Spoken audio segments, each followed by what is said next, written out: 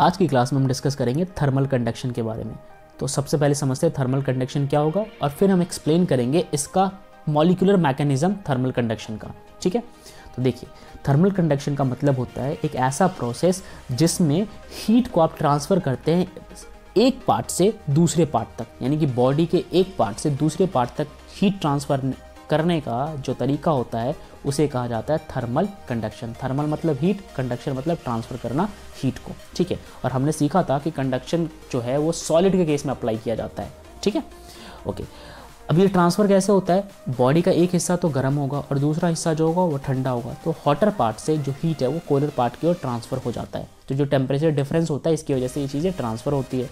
Mechanism क्या है, through molecular collision without any actual flow of matter. अब आप समझो इस बात को, क्या कहना चाहता हूँ मैं। देखो ये मान लो कि मेरे पास एक आयरन रॉड है, ठीक है, इसमें मैं बहुत सारे मॉलिक्यूल्स बनाने की कोशिश करता हूँ।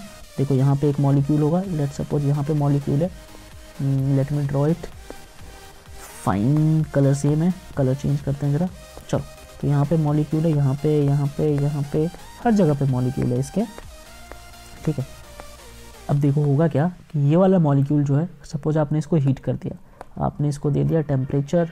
ठीक है, आप एक काम करते हैं, नीचे बनाते हैं प्लेट जहाँ से आप दोगे टेम्परेचर।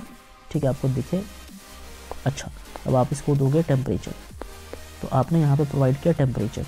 अब आपका ये टेम्परेचर लेके ये वाला मॉलिक्यूल बहुत ज़्यादा गर्म हो जाएगा।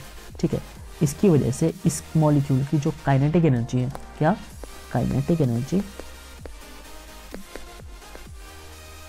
ये जो है ये इंक्रीज़ कर जाएगी।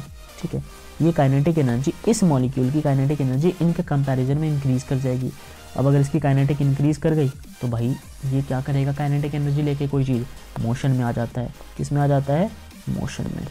ठीक है, अब ये मोशन में आ गया ना, ठीक है, तो मोशन में आने की वजह से ये आगे की ओर जाएगा। ठीक है, जब आगे जाएगा तो कोलिजन करेगा इस वाले से। ठीक है, अब इसकी एनर्जी इस वाले में ट्रांसफ़र हो गई, फिर इसकी एनर्जी इस वाले में, सारे एक दूसरे से कोलाइड करेंगे, फिर इसकी इस वाले में, फिर इसकी इस वाले में, फिर इसकी इस वाले में। और ये एनर्जी क्या है, ये एनर्जी है हीट एनर्जी। ठीक है, तो हीट एनर्जी जो है एक दूसरे में ट्रांसफ़र हो रही है। अब आप देखो मॉलिक्यूल तो डिस्प्लेस नहीं कर रहे भाई, ये जो था ये कोलाइड हुआ वापस अपनी जगह पे आ गया, ये इससे कोलाइड हुआ वापस अपनी जगह पे आ गया, बट इन्होंने एनर्जी ट्रांसफ़र कर दिया और यही ट्रांसफ़र ऑफ एनर्जी जो है वो कहलाता है कंडक्शन। तो सपोज़ अगर रॉड का ये वाला हिस्सा गर्म होता है तो हमें यहाँ पे भी फील हो जाता है। हालांकि स्लो होता है ये प्रोसेस, स्लो का मतलब नहीं अल्ट्रा स्लो, बट इतना इंस्टेंस नहीं होता, बट फिर भी ट्रांसफ़र तो हो ही जाता है। और किसका ट्रांसफ़र होता है, हीट का ट्रांसफ़र होता है, राइट। तो ये है हमारा कंडक्शन का एक तरीका।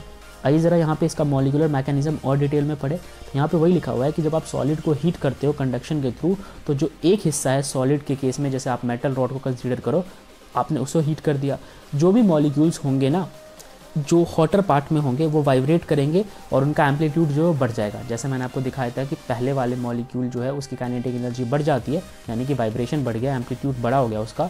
सो they have greater average kinetic energy, बाकी कंपैरिजन में उसकी काइनेटिक एनर्जी ज़्यादा है। अब जब ये मॉलिक्यूल कोलाइड करते हैं अपने नेबरिंग मॉलिक्यूल के साथ जिनकी काइनेटिक एनर्जी कम होती है, तो अपने एनर्जी को वो शेयर कर लेते हैं उनके बीच।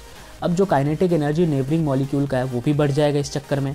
ठीक है, this energy transfer take place from one layer to next layer, और ये एक लेयर से दूसरे लेयर तक चलता रहता है। अब लेयर की अगर मैं बात करूँ आपके सामने, ठीक है, तो कुछ ऐसा होता है, मान लो कि ये पहला लेयर, ये दूसरा लेयर, तीसरा लेयर, चौथा लेयर। ठीक है, अब अगर मान लो कि आपने यहाँ हीट किया नीचे वाले में, तो ये इस लेयर से इस लेयर में, इस लेयर से इस लेयर में, इस लेयर से इस लेयर में, हर एक लेयर में ये ट्रांसफ़र होता रहता है।